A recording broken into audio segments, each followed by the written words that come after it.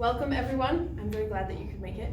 I am Allison Gardner, and as we've kind of been talking and getting to know each other a little bit today, I'm really excited that you all came and that your different life experiences have all came here today, because as I've been preparing for this, my greatest hope was that the people who needed it would show up. And I'm already excited that you were the ones that showed up and that we can hopefully all learn together. As you can see, I have lots of stuff written up on the board. I have places to go, but I also hope that you'll share thoughts, you'll share questions, and you'll just kind of be as fully present as you would like to be or need to be. There's paper and pens on the back. Feel free to grab a water, whatever you would like back there, and we will jump in. So I'd first like to talk about sort of what's going on in your body and how your body and your brain and your memory function of why it's hard, and then we'll actually go into solutions and how to work through things. To give a little bit of background, my husband, so I'm doing this because I have been a supporter of someone with mental illness for about 9 years now. And we met, we dated, I ended up serving an LDS mission. I came home, we were engaged, and then we were engaged for a really long time because we were both working through stuff, and then we've now been married 4.5 years. And in the time that we have been together, and I mean like together as in like we met each other and went, oh hey, you're a human that I like, and he went, oh hey, you're a human that I like, let's see what happens. I saw a lot of stuff happen from a distance.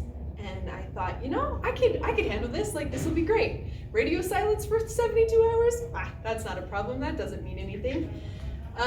And all of the things that I saw from that distance, all of the things that I saw when we were in separate houses and in different lives, sort of prepared me, but didn't really prepare me to be married and to live with someone, not because all of a sudden we woke up one morning and both of us were monsters, but just because we both woke up one morning and realized that it is very different being dependent on each other and being in the same house together, and that there really isn't any place to go anywhere else. You are just there. And for me, a lot of different people think that there's a lot of different reasons for mental illness, and there's a whole slew of them.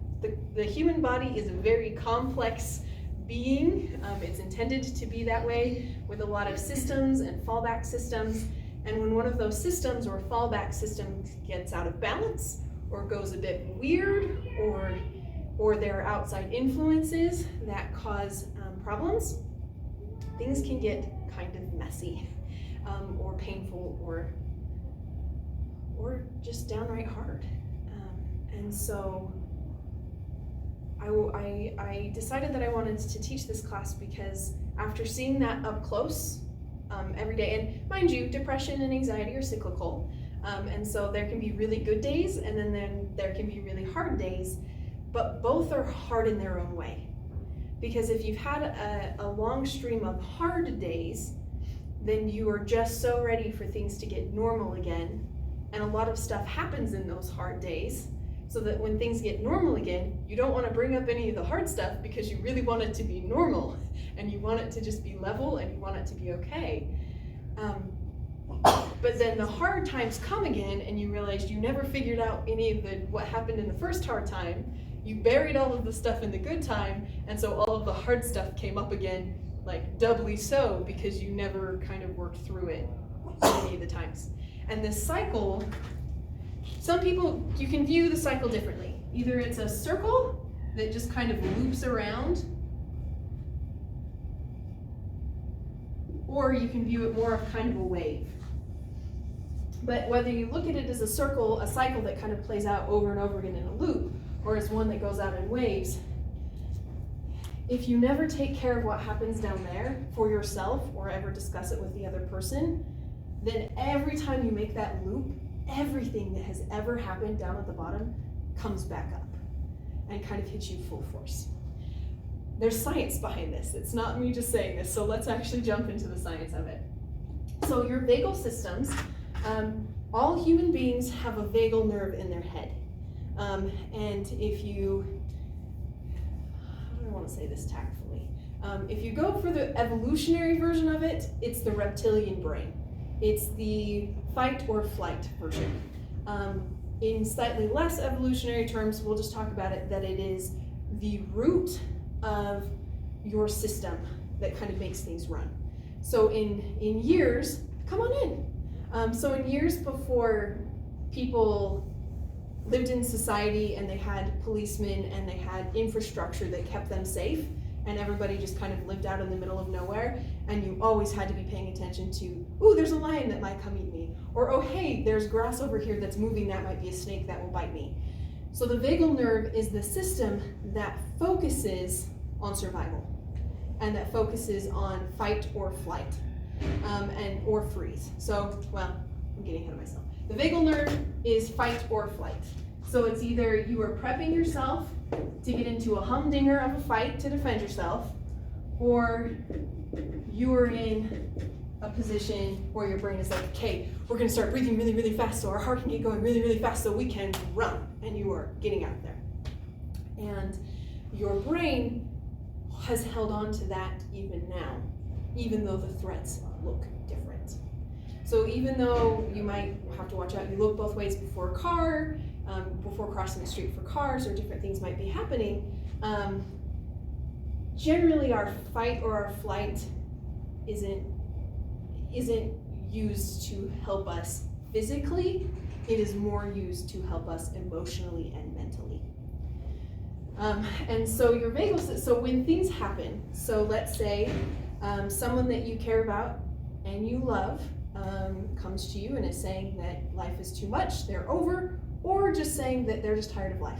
They're just tired of life in general, and they're feeling really weighed down. And the thing that I've noticed about depression, and this might just be for my spouse and I, that's fair, but there's just a lot of really heavy energy that kind of enters the whole space when depression is setting in, or when anxiety is especially bad. And so it's not just the words that they're saying, it's not just how they're feeling, but it's how the energy as a whole is just messed up. Can I take a side note really fast? I'm gonna take a side note. Okay, so over here, I'm running out of space, that's fine. So, do you guys know that different emotions have different energy and have different frequency? So, emotions like gratitude, happiness, and joy are up really high on the hertz. So when you're feeling those things, your atoms are literally vibrating at that level. And so the happier that you feel, the more energy you generally have, and you're kind of operating at this higher level of energy. So this is definitely up. And then feelings of anger, frustration, and frustrate. I can spell, I promise. And sadness all have really low energy and literally are slowing your molecules and your atoms that vibrate down. And so you're feeling a lot slower, you're feeling a lot lower, and it is like your energy is literally moving from a higher place to a lower place. So when we talk about depression as this cyclical thing, it literally is. Your atoms are up, they're moving faster when you're on an up, and they are literally moving slower when you're on a down.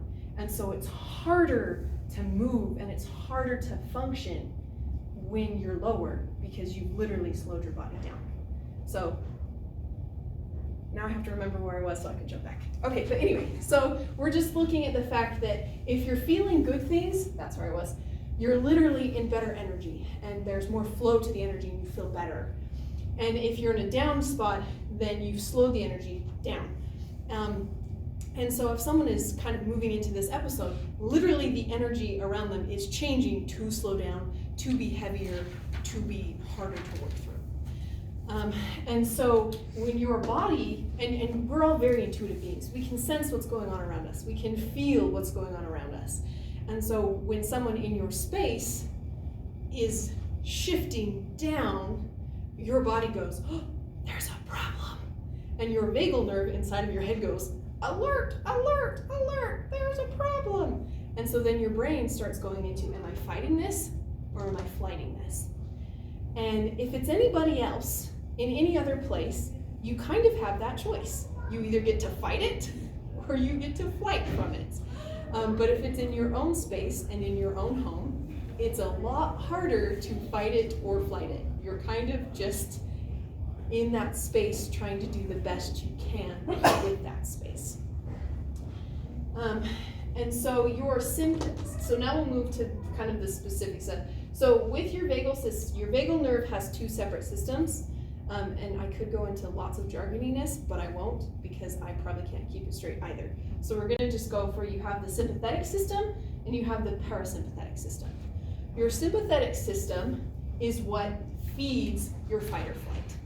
So your sympathetic system is your heart rate, it's your breathing, it's your digestion. Because your heart has to speed up for you if you're gonna fight or if you're gonna flee. Your heart's gotta be pumping, you've gotta be breathing, and your body is going, let's clear our system so that there's no food or anything else weighing us down. So that's how your digestion also kind of runs in there, because your body's like, lighten up, let's run. So then you're running. Your parasympathetic system is the exact opposite. It's the thing that presses the brakes. It's the thing that slows you down and says, hold on, we'll be fine. It's all good. Just breathe, slow down. It's all good. But the problem is, two things can happen. If you are in this constant cycle of flight or fight, because either people are telling you that they're having a hard time themselves, or they are lashing out at you and are saying that what you're doing and your efforts are not enough, then your body goes into a permanent fight or flight cycle. And your nerve just goes, well, if we're gonna survive this, our heart has always got to be beating faster, our lungs have always got to be breathing faster, and we always are gonna have an upset stomach because our body never knows what to do with food. And so all of a sudden, instead of being this nice balance where life is good and things are even, if you go through ups and downs enough, then your body just sort of gives up. It's just like, we're tired, we're done, we always have to be defending ourselves, we always have to be prepping to run away, so we're just always going to be in this mode. And so your body just gets in this constant, we're going to either fight it out or we're going to run it out. And those are our only options. And so then you add, upon emotional distress, you then add physical distress because you've overtaxed your heart and you've overtaxed your other systems because you're always in this mode.